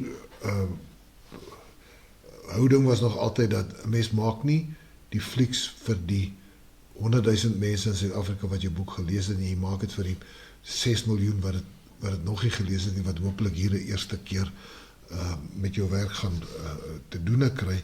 En as jy 'n goeie TV-reeks maak of 'n goeie film maak, is die kans goed dat daar baie mense gewees wat die boek gaan soek. Maar as jy getrou tot die boek bly en is swak, dan gaan niemand die boek wil lees nie. So dis maar 'n dobbelspel en 'n moeilike ding. Die grootste les wat ek in my loopbaan geleer het as skrywer, is jy kan nie almal tevrede hou nie. Ja. Jy kan nie almal gelukkig maak nie. Jy moet besluit neem en dan maar hoop dat dit die oorgrote meerderheid tevrede sal stel. Het is baie interessant dat jy nou dit genoem het. Ek voel jy eintlik so half nog geraak aan die vraag wat ek nou toe wou vra, maar jy het dit semi-half beantwoord, maar is dit vir jou moeilik met iets byvoorbeeld soos Devil's Peak, waar jy wat jy materiaal kom so te sê van jou af, maar soos jy sê, jy het nie regtig waar enige reg het om enigiets aan te pas nie, maar tog jou naam is nog steeds gekoppel aan dit. Is dit vir jou moeilik om na die eindproduk te kyk en te dink soos, ek sou dit nou so gedoen het of hierdie rigting gevat het en nou dalk nie daai kreatiewe besluit geneem het nie, of vind jy jouself maklik om jouself te skei daarvan en so te sê, jy gesê daar goeie publisiteit vir jou hierdie kant toe of daai kant toe, so te sê? Dit is moeilik. Juist omdat ek as skrywer so gewoond is daaraan om my eie kreatiewe besluite te neem. En dis die wonderlike, soos ek sê, ek was al deel van skryfspanne gewees vir televisiereekse, en dan kom mens agter, in die kreatiewe omgewing is daar nie 'n regte of 'n verkeerde besluit nie, daar is net jou besluit of my besluit, en elke besluit het gevolge. So as ek na Devil's Peak kyk, dan was daar baie dinge wat ek gedink het, ek sou dit anders gedoen het, maar dit beteken nie dat dit wat hulle gedoen het verkeerd is of nie werk nie. Vir my was die interessante terugvoer van Devil's Peak was dat almal wat nog nie die boek gelees het nie, het gedink dit is fantasties. En almal wat die boeke gelees het, het gesê, maar hoekom is Benny so jonk, of hoekom is dit of dat of die ander ding. En dan besef jy, maar as TV-reeks was dit tog 'n sukses. Dit was 'n uitstekende TV-reeks, maar daar is 'n skeiding tussen die boek en die televisiereeks, wat dikwels onoorbrugbaar is vir lesers. Ek dink jy kan jouself nou maar net as een van die vele skrywers wat se materiaal omgeskakel is in films. Ek dink almal se reaksie is maar altyd, al is dit goed, die boekaanhangers sal altyd noem dat nee, dit het nie gewerk. Ek onthou, ek het my heel eerste Amerikaanse boektoer het ek saam met die Amerikaanse skrywer Michael Connelly gedoen. Ons het dieselfde uitgewer. En ons het gesit en gesels iewers na 'n boekding. En ek vra hom toe uit, Clint Eastwood het 'n fliek gemaak oor een van Michael se grootste boeke. En ek vra toe vir hom uit daaroor. Clint Eastwood is daarom Clint Eastwood. En toe sê hy vir my, as ek vir jou kan raad gee, as iemand jou boek wil verfilm is, vat die geld en loop weg en nooit terugkyk. Clint Eastwood. Ja, dit is goeie advies. Ja, so die ander ding wat ek ook wonder, hoe is dit vir jou as 'n skrywer om met akteurs te werk? Want as jy nou meer op 'n aktiewe rol betrokke is, en ek weet nie tot watter mate jy by van die goed wat jy al gedoen het, noodwendig direk met die akteurs werk, maar jy wil tog hê daai persoon moet vasvang die karakter wat jy in jou kop gehad het. So hoe is daai proses? Hoe vind jy dit? Weet jy, dis een van die groot vreugdes van my loopbaan gewees is om met akteurs te werk en te sien hoe hulle karakter, en veral met oorspronklike draaiboeke. Ek dink aan 'n fliek soos Jagveld byvoorbeeld, wat 'n oorspronklike draaiboek was wat nie op 'n boek gebaseer is nie. En dan kom die akteurs in en hulle gee daai karakters 'n lewe wat beter en groter en lekkerder is as dit wat jy in jou eie kop gehad het. ek het soveel respek leer kry vir die werk van akteurs, hoe hulle dit doen en hoe ongelooflik talentvol hulle is, hoe goed hulle is om daai karakter 'n regte mens te maak. Dit is vir my verstommend en ek sal hulle altyd dankbaar bly. So dit was nog altyd vir my baie lekker geweest, is die stap vanaf draaiboek na die akteur toe en hoe hulle daarmee maak. Ek en Connie de Villiers het nou 'n musiekblyspel verlede jaar geskryf wat nou by die KAK&K opgevoer was, wat presies dieselfde ding gebeur het. Waar karakters wat ek geskep het, dialoog wat ek geskep het, maar dit is half eendimensioneel op die bladsy. En dan gee dit vir die mense op die verhoog en hulle blaas lewe daarin en dis 'n verstommende metamorfose wat ek verskriklik geniet.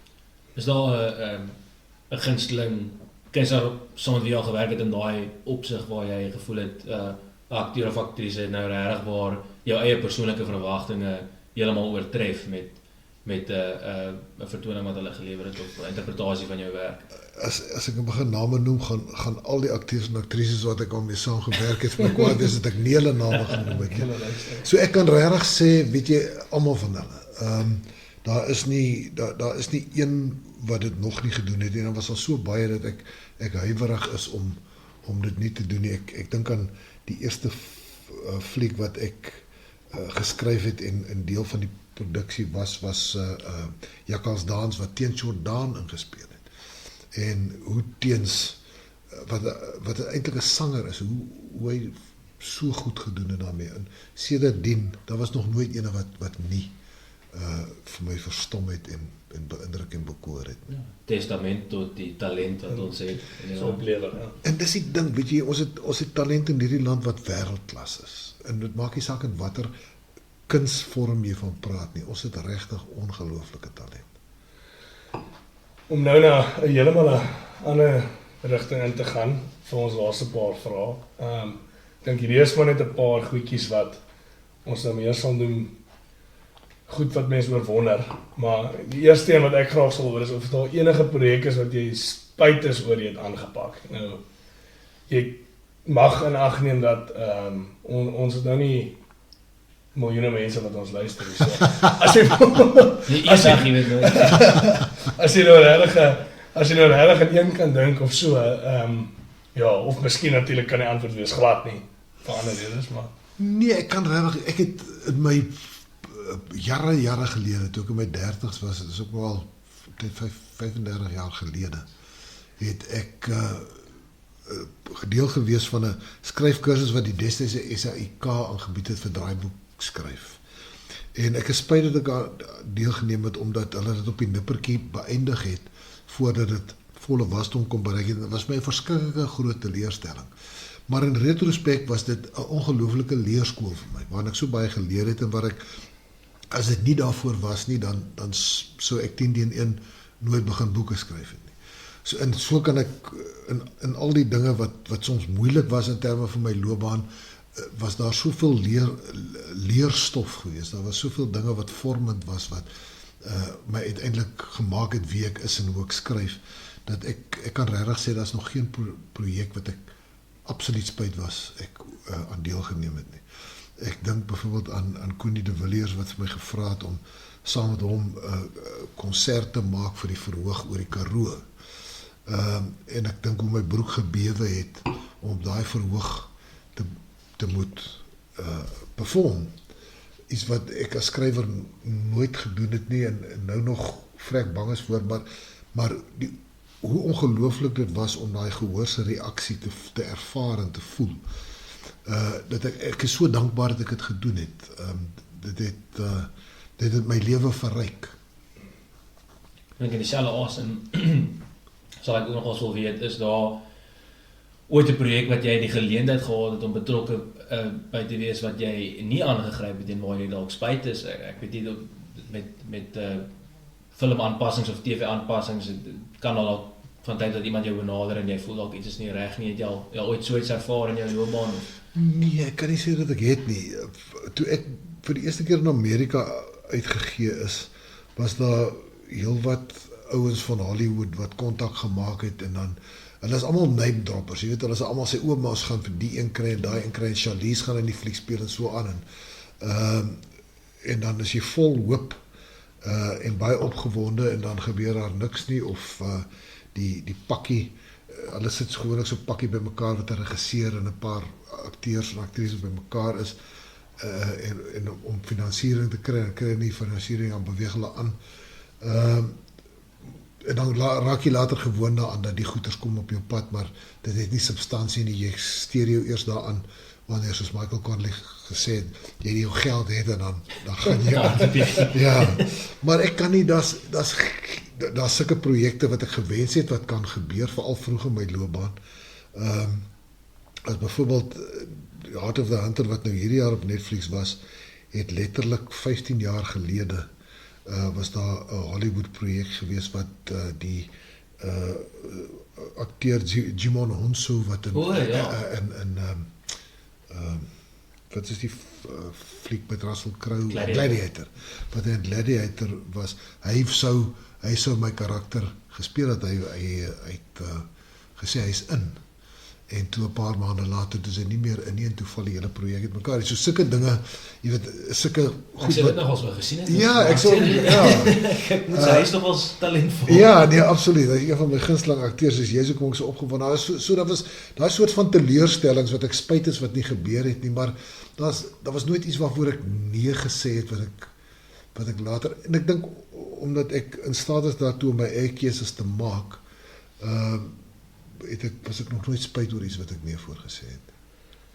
Ja, nou het jy ook vinnig genoem van die witwyn rooiwyn storie in jou eerste boek. Dit het my sommer net in my agterkop laat dink. Daar is so baie goed wat jy geskryf het en spesifiek boeke gewys. Is daar een boek waarvoor jy regtig 'n sagte plekkie het wat jy as jy soos jy nou praat van die leser in jou, is daar een wat jy geskryf het wat jou gunsteling is of Ja. is jy te bang om te sê? Nee, weet jy ek het vir baie jare, as ek daai vraag gevra word, het ek gesê, ou se boeke is soos jou kinders, jy weet, jy wil almal ewe lief. Tot ek Koors geskryf het. En Koors was die vreugdevolste skryfervaring van my lewe. En dit het my ook as skrywer op 'n manier verander, sodat alles wat daarna gekom het, was ook lekkerder om te skryf as enigiets voor Koors. Maar Koors staan nog steeds vir my as die lekkerste boek. En ek dink as 'n klomp interessante redes daarvoor. In die eerste plek is dit nie misdaadfiksie nie. En dis die eerste keer in my loopbaan dat ek buite die konvensies van misdaadfiksie my kreatiwiteit kon laat geld en kon doen net wat ek wou. En daai vryheid het ek geweldig baie geniet. En die boek het net so verloop. Dis die eerste en ek dink die enigste boek wat ek geskryf het wat ek sal opspring van my agter my lesenaar van Marianne kom aan en sê kom ek wil net vir jou iets lees. En dan lees ek dit vir haar en ek is trots op en dit is vir my lekker en sy sê dit is lekker. Nou sy is lief vir my, sy moet dit sê, maar ek kon sien sy bedoel dit. So met die ander het sy net gesê nee. Ja, sê is okay. Maar nee, dit is die boek wat ek nog steeds die grootste sagte plek voor het. Was dit vir jou uitdagend gewees of is dit vir jou uitdagend om, want soos jy sê, mense sal jou waarskynlik nou al hulle paar jou saam met die misdaadfiksie of die speurverhale. Is dit vir jou uitdagend om uit daai spasie uit beweeg en in 'n heeltemal 'n ander genre in te gaan en te skryf? Ek dink dit is waarskynlik vir jou lekker, maar ek dink enige kunstenaar vrees tot 'n mate die reaksie van sy lesers Absoluut. op so 'n tipe skryf. Ek het geweet, jy weet, 'n mens werk so lank en so hard om 'n sekere handelsmerk wat sekere iets verteenwoordig op te bou. En ek het geweet dat sal lesers wees wat gaan teleurgesteld wees en sê hierdie is nie 'n Benny boek, hierdie is nie misdaadfiksie nie. My agent Isabel Dixon is geweldig slim en sy toe ek Koors eerste keer wou skryf het sy gesê nee, dis nog nie. Ons moet nog 2 Benny boeke skryf voor jy Koors kan skryf en dan kan jy hom skryf en sy was heeltemal reg, veral in terme van sekere markte waar ek toe redelik nuut as misdaadskrywer bekend gestel is. Maar ek het geweet en dit was uitdagend om net daai vryheid van wat jy kan doen wat jy wil het my al bietjie angsbevange gemaak. Jy weet, wat doen 'n mens met al hierdie vryheid? Maar so, ja, dit was uitdagend, ook in terme van wat die lesers gaan sê, wat die uitgewers gaan sê, gaan die boek enigstens goed doen. So dit is 'n ding wat 'n mens uitdaag en dit laat jou ook 2 keer dink voor jy dit weer doen, maar ek sal dit graag weer wil doen iewers in die toekoms om iets heeltemal anders te doen. En wat ek eintlik ook net of by jou ook hoor het die lesers die sentiment gedeel uit die boek uit, as jy al kon jy agterkom iets wat jy so geniet om te skryf het so te sê oorgedra aan jou leser dat hulle ook 'n spesiale ervaring met die boek gehad het. Die mense wat van koers gehou het, dink ek het dieselfde ervaar as ek. Dis seker my mees polariserende boek in terme van die ontvangs van lesers. Daar's nie middelgrond met koers nie. Altyd. Ja. Ja, ek dink voor ons is amper aan die einde, maar ek dink is ook altyd vir baie van ons gaste vra ons half te die einde van die gesprek, maar net is daar 'n droomprojek, iets in jou agterkop wat jy al gedink het, of dit nou 'n tipe boek is of enigiets, wat jy al voel dat voordat jy nou dit groet as 'n loopbaan, wat jy nog moet doen en wat jy wil doen, as jy dit met ons wil deel, is daar so iets, of voel jy het nou al die boksies getik? Nee, ek dink die mense sal ooit voel jy het al die boksies getik nie. Ek dink as 2, die een is om koers as 'n TV-reeks te omskep. Dit is nogal vir my 'n droomprojek. Dit is iets wat ek baie graag wil doen en ek wil dit graag baie goed doen. En ek is bly om te kan sê dat ons nou net begin het daarmee. Ons is in 'n baie vroeë stadium en dis seker die mees intimiderende ding wat ek nog ooit gedoen het. Ek is nou besig met episode 1 al geskryf en ek is nou besig met episode 2. Maar dit is nogal 'n ding wat my laat stres, want ek wil dieselfde gevoel kry wanneer ek die draaiboek het klaar geskryf het as toe ek die boek klaar geskryf Jy het. wil dit tot sy reg laat kom of Presies. Wie is dit wat agter dit staan, as ek mag vra, is dit kyk net of is dit nou Nee, is iets ek is saam met Tim Tron, die akteur en Kobus van den Berg, ons is mede-vervaardigers van ons eie klein filmmaatskappy. Okay. En dis ons eerste projek wat ons absoluut self ontwikkel, wat ons nie van meet af aan 'n uitsaaier het by betrokke nie. So ons wil die finansiering in groot mate self doen of bekom sonder 'n spesifieke uitsaaier, want ons wil met hom die vryheid hê om regtig te doen. Jy weet, ons het 'n sekere visie vir hom en ons wil dit graag doen. geen beter manier om seker te maak dat jou gunsteling Ja, dis projek so dit is jou, soos jy sê, jy wil hom regtig jou nou maak, Ja. dis 'n droom.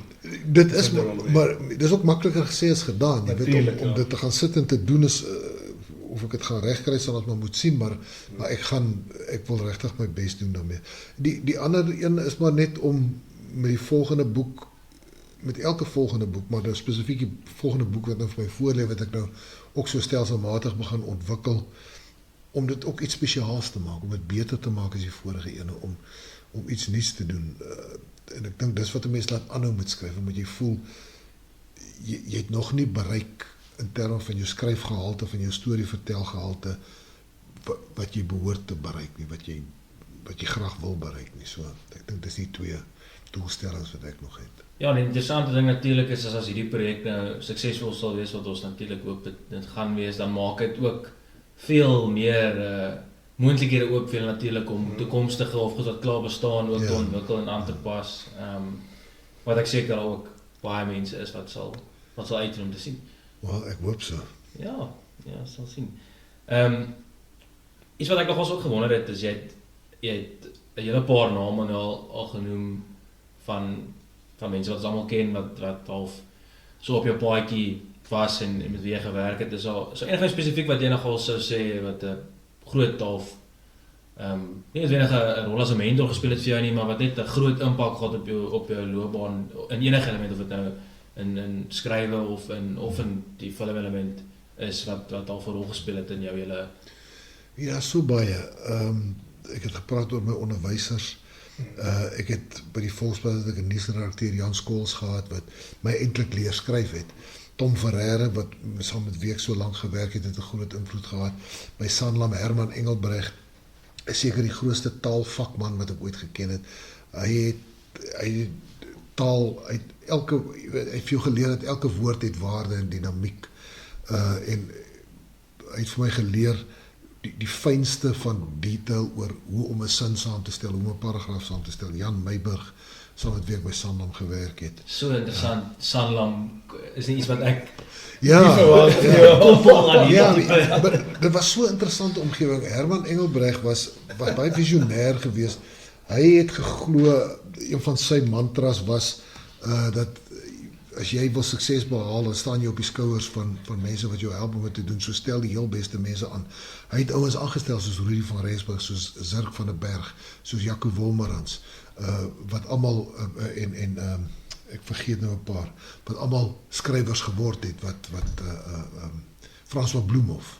Ons het almal daar gewerk.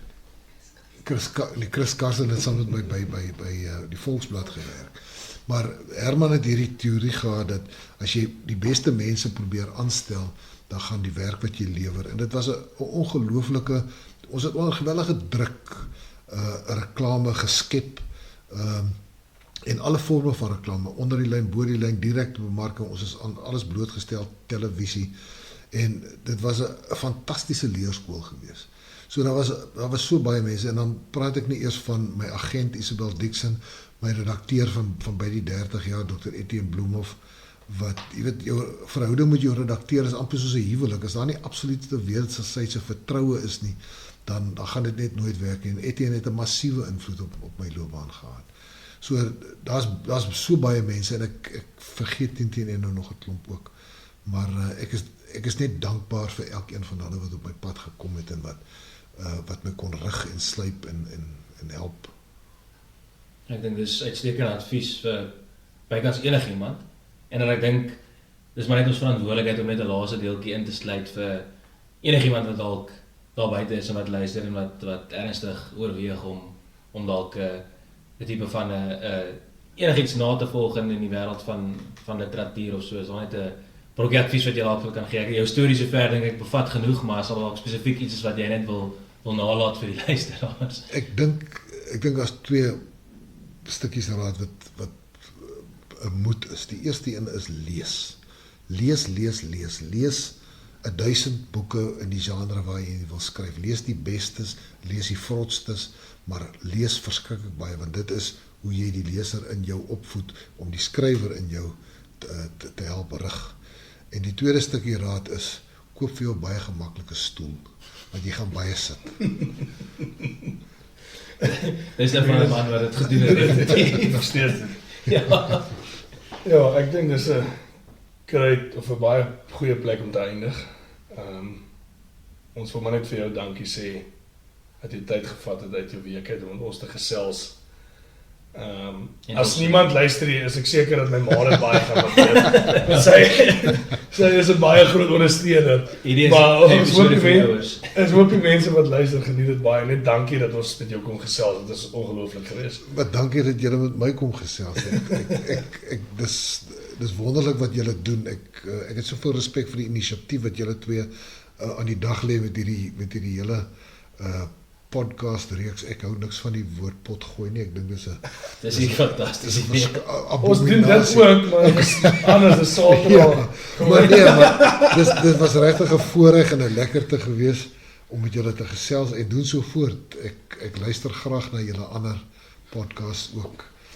En julle het gesê ek is die tweede een op toer. Ek sal baie graag wil weet waar jy in hierdie toer gaan. Ek dink ja, as ons nie die mense kan oortuig om jou boeke te koop nie, jou sop kan dalk tweede prys baie waar. Ek dink ons kan, as ons die luisteraars probeer opgewonde maak oor hierdie, kan ons 50% bietjie jou sop half promote, en dan kan ons die ander 50% praat oor. Of is jy anders wat jy bereik? Daar's dalk 'n woordfeesstalletjie of iets daar in jou toekoms wat jy daar kan wees. So wat julle sê is, daar is 'n plan B vir my. Ja, dit is al right wees. Baie dankie.